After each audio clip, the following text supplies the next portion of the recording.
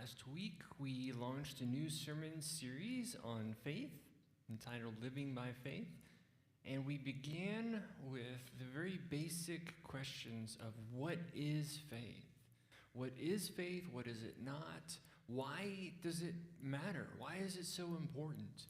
And if you remember, we talked about and looked at how faith is a deep trust in God. It is a deep trust that goes beyond mere belief. It entails belief, but it goes beyond mere belief in ideas, but it actually entails and results in action which is consistent with those beliefs.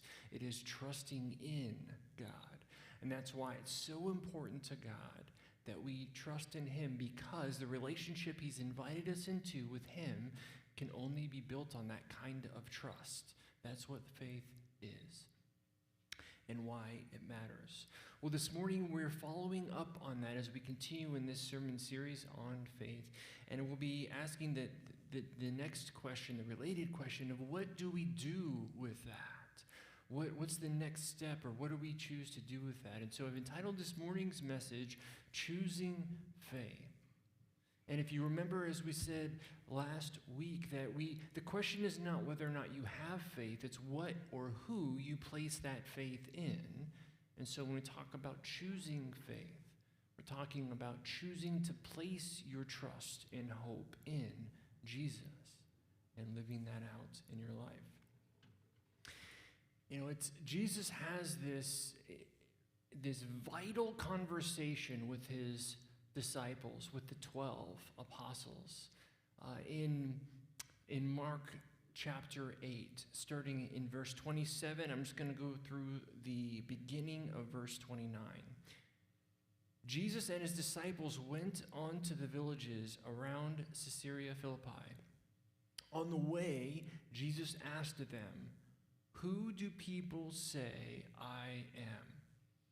And they replied, "Some say John the Baptist, others say Elijah, and still others, one of the prophets." But Jesus said, "Who do you say I am?" And so it's intriguing here that Jesus asked this question to his 12 disciples who've been following him, who've left everything to follow him. They left their businesses. They left, James and John left their father in the boat. They've left everything. Matthew left his tax collecting booth behind to follow Jesus. They've devoted their lives to him. This isn't at the very beginning of their interactions with Jesus. Like this isn't the first question that he asked them, but they have already been following him. But it's interesting that, you know, as a parent, it has become apparent to me that one of the ways to get to a question for my kids is, tell me, what are your friends saying about fill in the blank?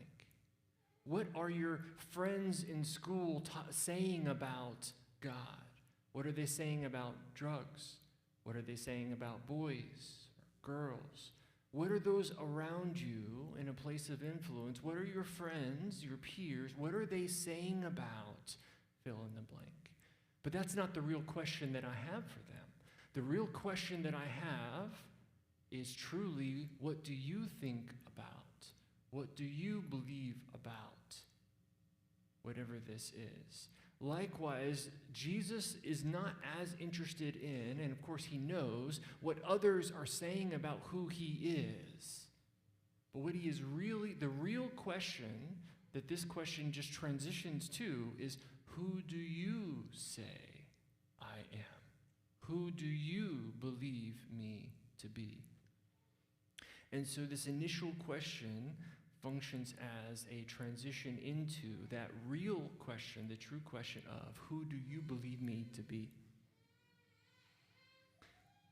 And again, to consider that this question, Jesus doesn't ask it at the very outset of his interactions with them. Remember in chapter 1, he called James and John and Peter and Andrew to come and follow him, to leave behind their their fishing business, to leave their father in the boat to come and follow him. In chapter 2, he called Levi, otherwise known as Matthew, to leave his tax collecting booth behind and follow him. That was chapter 2. In chapter 3, he calls the other 12 as apostles to likewise follow him. And then now we're in chapter 8. So 5 chapters later, they've been following him. They've been listening to his preaching, his teaching. They've been witnessing his miracles and all that he's doing to validate who he's claiming to be. After all of this, Jesus is now asking this fundamental basic question of, who do you believe me to be? Who do you say that I am? Regardless of what everybody else thinks, regardless of what everybody else says, who do you say that I am?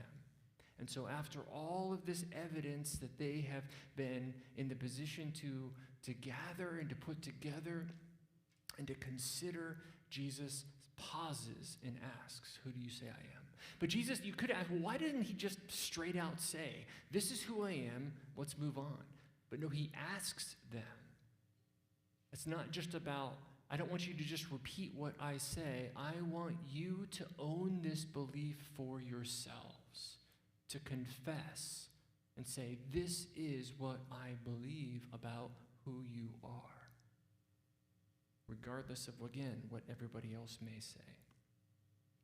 And so Peter responds to this question that Jesus asks, saying, you are the Messiah, or you are the anointed one, which is what a Messiah means. You are the Christ. You are the King, the promised one, the one whom all of the Old Testament has been pointing to, the one whom all of the prophets have been talking about. It has all been pointing forward to you. You are the Messiah. You are the King.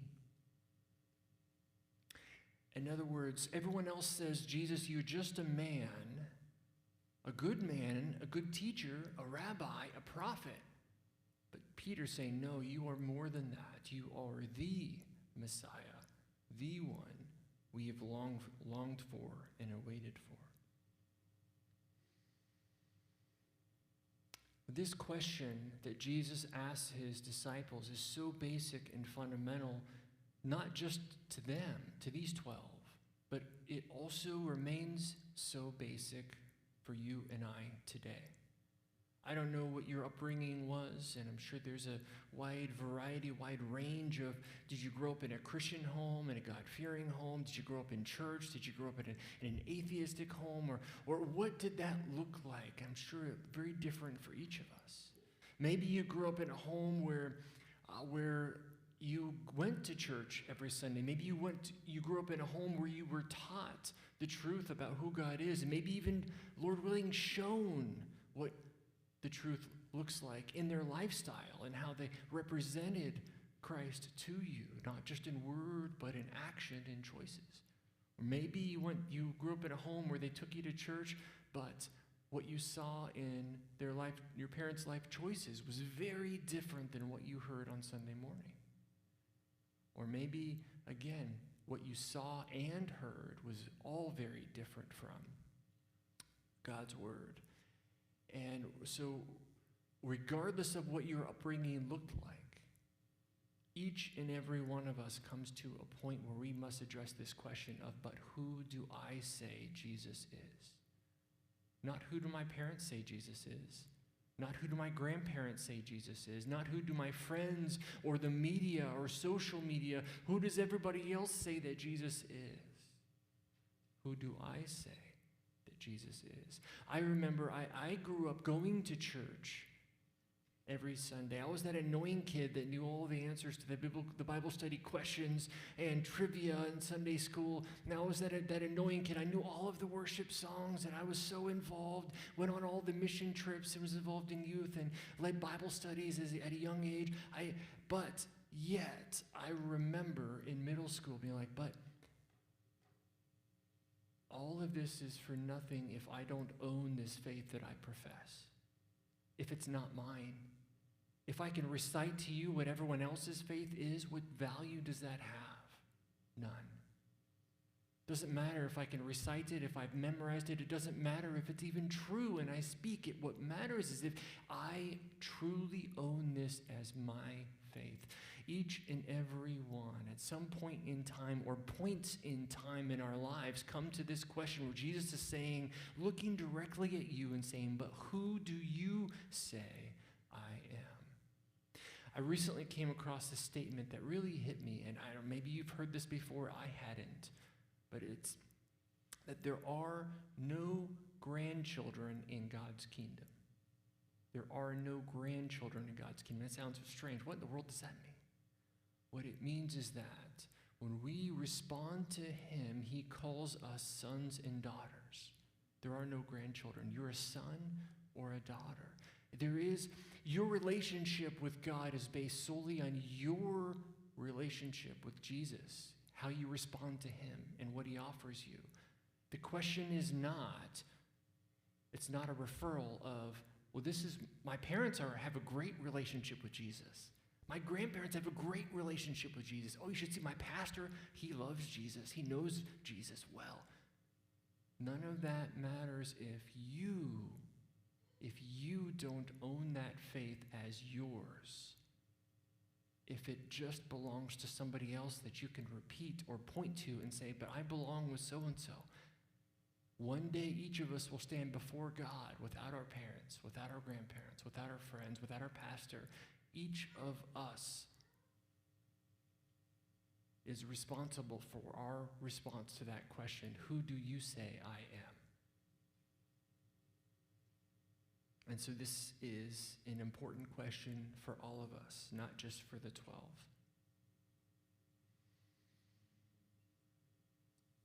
Jesus asked them directly for confession of faith. Again, it's not just, I want to make sure you know it, but I want to make sure you own it. And then Jesus, he puts them in, allows for them to go through things that will challenge that faith, that will allow them to, in fact, force them to exercise their faith, which puts them in a position for that faith to grow as it can be stretched. And we see this in Matthew chapter 14, and starting in verse 22, it says, immediately Jesus made the disciples get in a boat and go on ahead of him to the other side, while he dismissed the crowd. And after he had dismissed them, he went up the mountainside by himself to pray. Later that night, he was there alone, and the boat was already a considerable distance from the land, buffeted by the waves, because the wind was against it. Shortly before dawn, Jesus went out to them, walking on the lake. When the disciples saw him walking on the lake, they were terrified. It's a ghost, they said, and they cried out in fear. They paused there. So Jesus makes it very clear it's very clear here that Jesus is intentional about them being in this position where their faith is tested. He sends them out ahead. He dismisses the crowd. He goes up to be alone. He waits for them to get into the boat, for them to go far from the shore, for it to get dark, for the waves and the wind to pick up. They're here because Jesus has intentionally allowed for them to go into the dark, away from the shore, into the waves and the wind without him, where their faith can be tested and where they will have to make this choice of what to do with faith. And so they see this figure hovering over the waters, this shadowy figure, and that they think is a ghost, and so they're terrified. But then immediately Jesus says, "Take courage, it is I. Don't be afraid." And so the reason why they're to take courage is because they're to know that Jesus is right there with them. It is him, and he is powerful, he is good, he is there. So they are to take courage from that faith, from knowing that. Then Peter has a strange request, and he says, "But Lord, if it's you, tell me to come out to you on the water." Which is an interesting request. It is a risky request, because if this is not Jesus, or if Jesus isn't who he believes him to be, who Jesus has claimed to be, then this is, he's going to sink, he's going to drown. But so you can see in Peter's request, you can see that a mix of faith and trust, but you also see him wrestling and struggling with this, that he's afraid, but he's willing to step out, and you'll see him continue to struggle with that faith, but you see with him this wrestling to trust and believe and have this faith. But Jesus then does exactly what Peter asked, and he said, "Come." Then Peter got down out of the boat, walked on the water, and came towards Jesus. But when he saw the wind, he was afraid, and beginning to sink, he cried out, "Lord, save me." Jesus reached out his hand and caught him, saying, "You of little faith, why did you doubt?" And they climbed into the boat, and the wind died down, and those who were in the boat worshipped him, saying, "Truly you are the Son of God."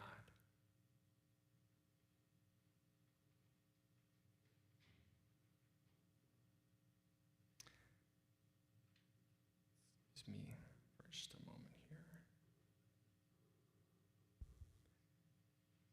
So Peter, you could see him wrestling and struggling with his faith here in this moment of, he trusts that this is Jesus, and he's called him and invited him out, and he's willing to take the step of faith. And it's almost like those old cartoons where you see the character run off the cliff, and they're fine until they look down, and then they start to fall. And maybe you've experienced that, where you take a big leap of faith and you step out in trust, and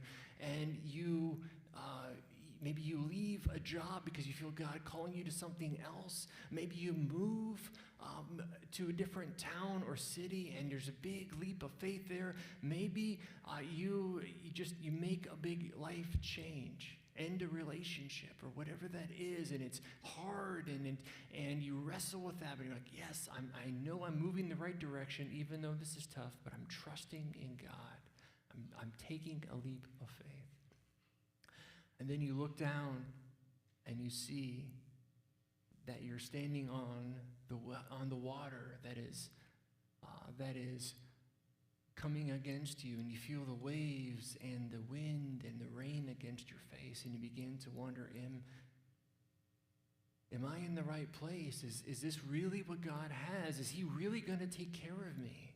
You might wrestle with that, and whether or not he's really truly with you, and whether or not he's really truly who he has said that he is. But Jesus allowed for them to enter into this difficult place, and this challenging place that will stretch their faith, in order to allow them to exercise their faith and to then grow, and by taking that step and trusting in him in action, not just in words, but also in action.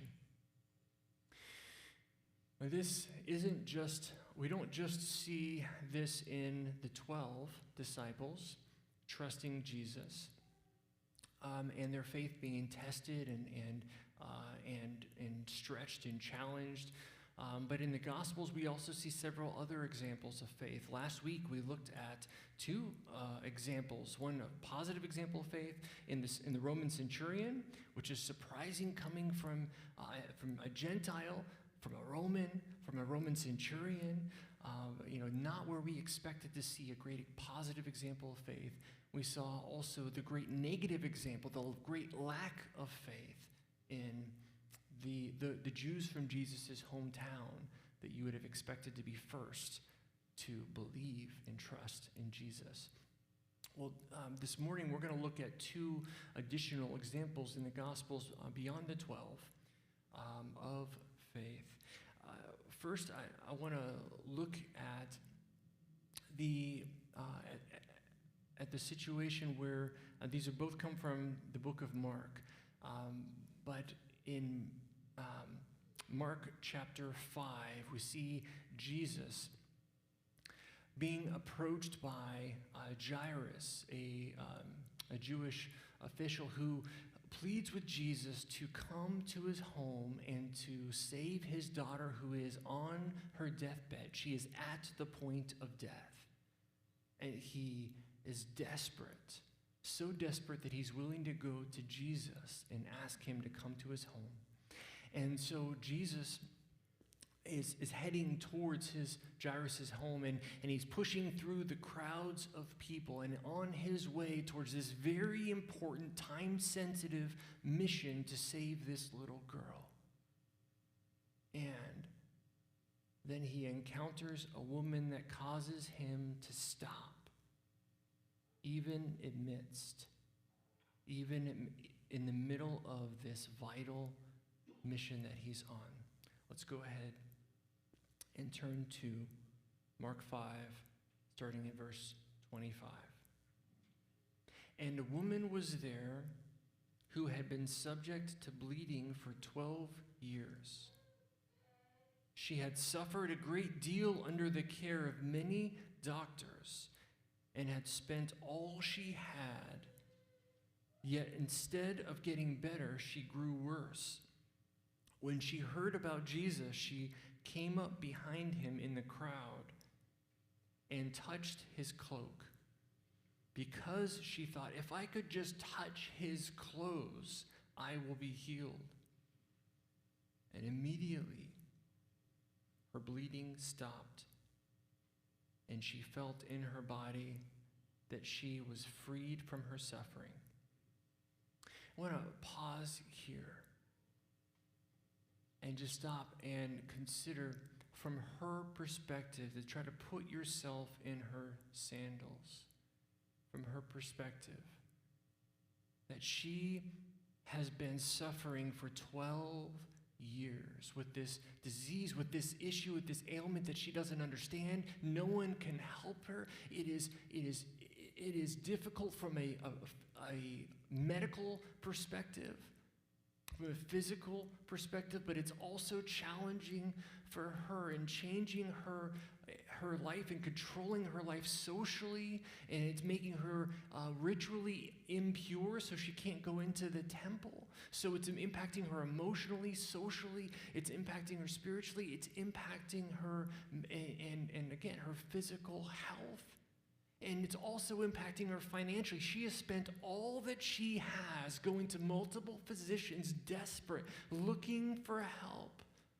But it has only gotten worse. She is hopeless. She's broken. She's desperate. And to stop and think from her perspective, who am I? Who am I?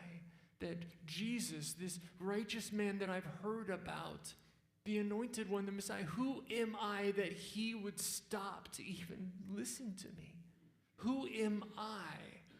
I shouldn't even touch him because I am ritually impure, and that makes him ritually impure. And he's on his way to this vital mission to save a little girl. Who am I to stop him?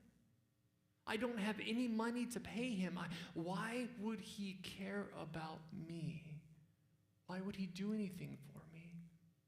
She desperately pursues him.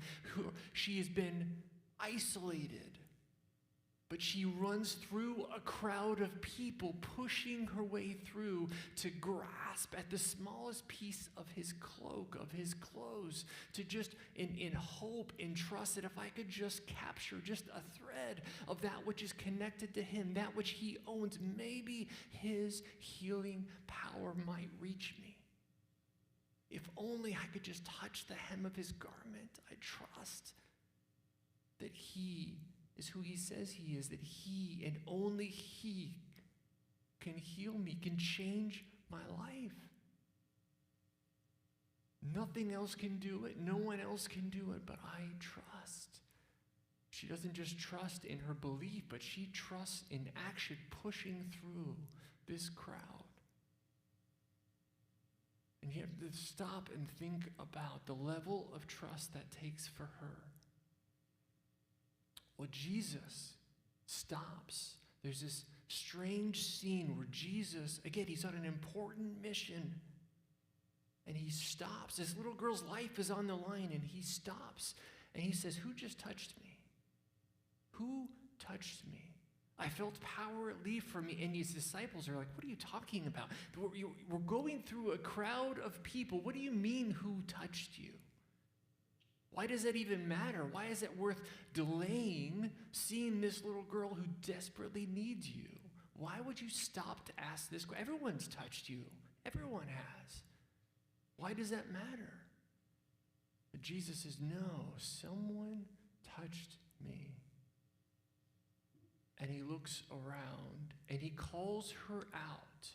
And you have to wonder, why would Jesus do that? How embarrassing is that? Doesn't he realize that she probably wants to be anonymous? She probably doesn't want to come out and be under the spotlight? Hasn't she been used to and been forced to live in the dark, isolated from others? Why would he call her out and tell her to come forward?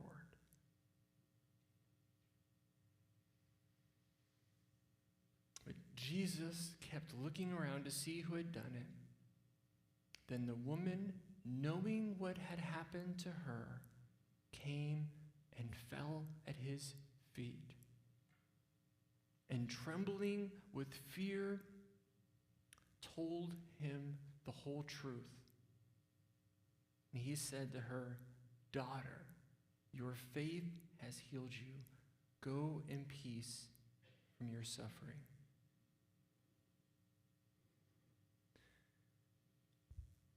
And what we see here, what I want to point out here is that Jesus calls her out, not because he doesn't know who it is that touched him, not because he doesn't know why, not because he doesn't understand that she probably wants to stay unknown out of the spotlight, but that he calls her out for her own good because he wants her to confess her faith, to share her trust in him and how far she had gone to see him, to be healed by him, and to confess and share with the crowd what Jesus had just done. That he had just freed her from this great weight that she's been carrying around, that's been crushing her for the last 12 years. Jesus is calling her out, not to embarrass her, but because he wants her to own that faith for herself and verbalize it and say it out loud in front of others and share with them what Jesus has just done for her. And he wants and he calls for her to express that faith, to share it, to verbalize it, to step out of that boat, to step beyond her comfort, to step out on those waves and say, I trust you, and this is who you are and what you have done for me.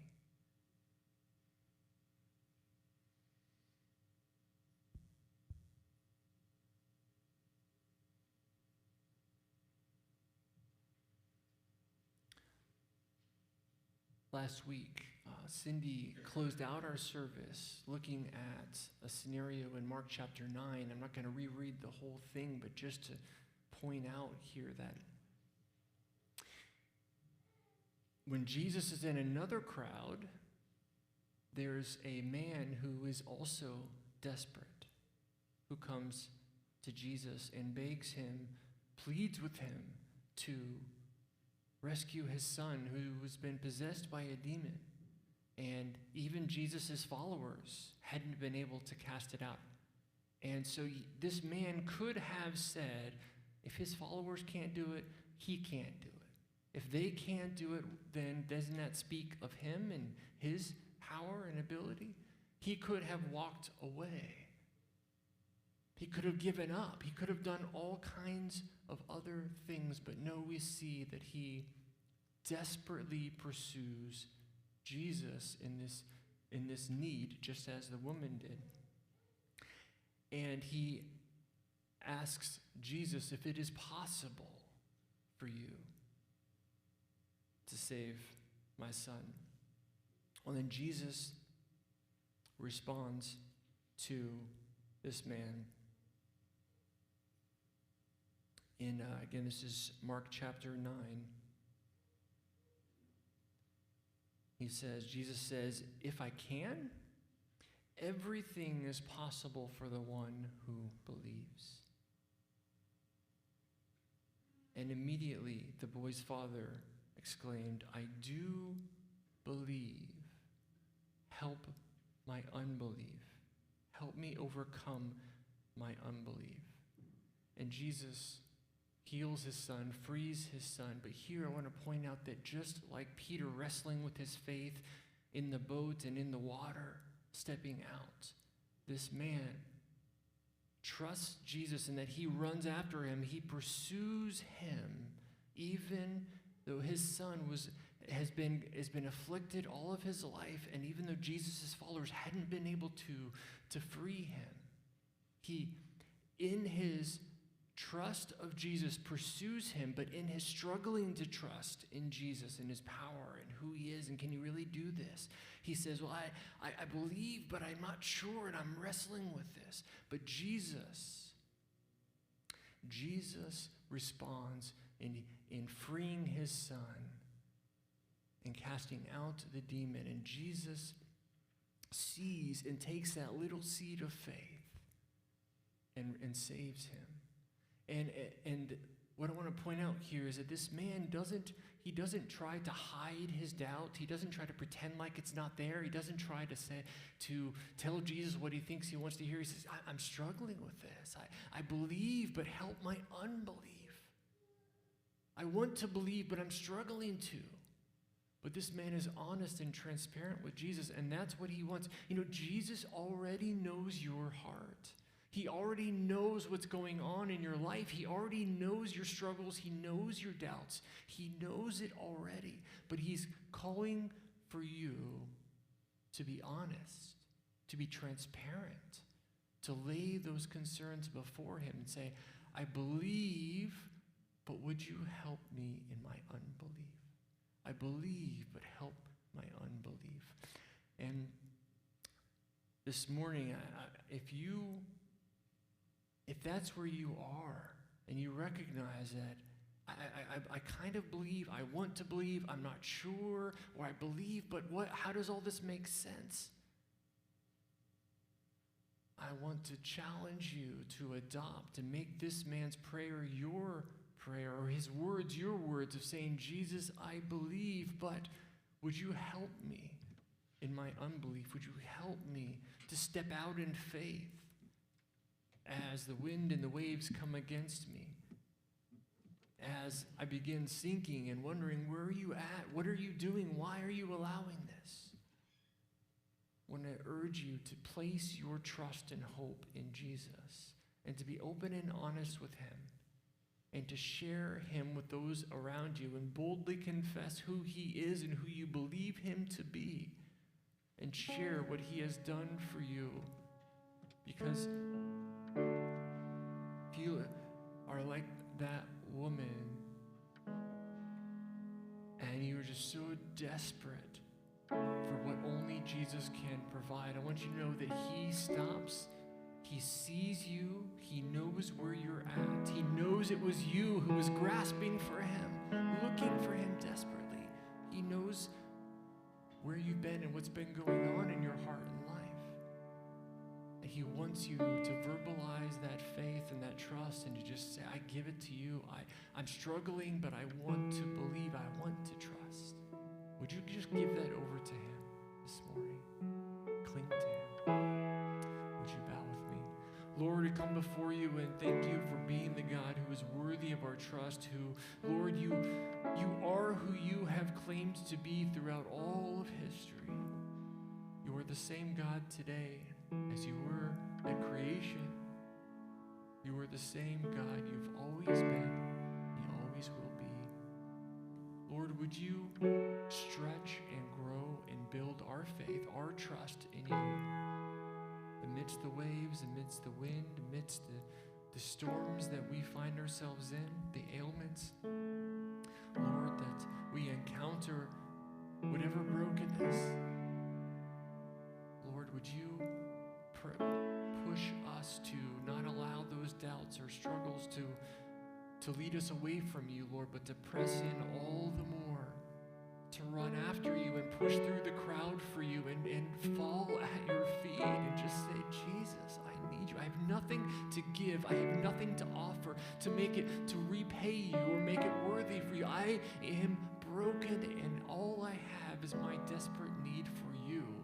I fall at your feet, even amidst the crowd, and just say, I need you. And thank you for what you've done for me and who you are.